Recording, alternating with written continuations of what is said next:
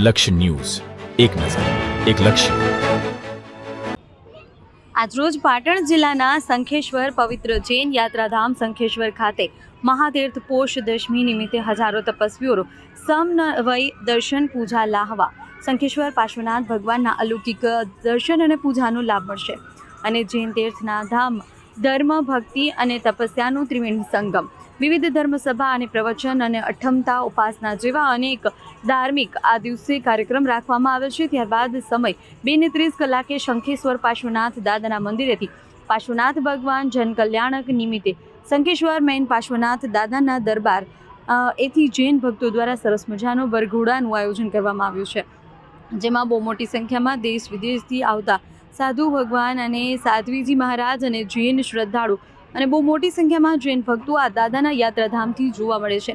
શંખેશ્વરના તમામ જૈન મંદિરની સંસ્થાની અંદર જે ધર્મશાળામાં વર્કરો, સ્થાનિક મજૂરો રેગ્યુલર કામ કરતા હોય છે, એમને ચેન્નઈના લાભાર્થી પરિવાર દ્વારા લાભાર્થીનું નામ શાહ કિશોરકુમાર, ઓતમાલજી શાહ, રમેશભાઈ મુલથલિયા શાહ, અશોકભાઈ ચોવટિયા શાહ, પારસ છવાલ, સિદ્ધાર્થ લોઢા. પોષ દશમીના દિવસે પ્રભુ પાર્શ્વનાથ દાદાના જન્મ કલ્યાણક નિમિત્તે તમામ સંસ્થાના અંદર કામ કરતા વર્કરો, કામદારો, ભાઈઓ બહેનો અને આજના દિવસે ચેન્નઈના બાપાથી પરિવાર દ્વારા ઇલેક્ટ્રોનિક સગડી વિતરણ કરવામાં આવેલ છે અને શંખેશ્વર ગામના તમામ ગ્રામજનો ઘરે ઘરે આ દિવસે મીઠાઈનું વિતરણ કરવામાં આવેલ છે અને આ દિવસે ગામની અંદર એક સરસ મજાનો માહોલ જોવા મળે છે અને સાંજના સમયે દાદાના દરબારમાં ભક્તિભાવપૂર્વક કાર્યક્રમનું આયોજન થાય છે.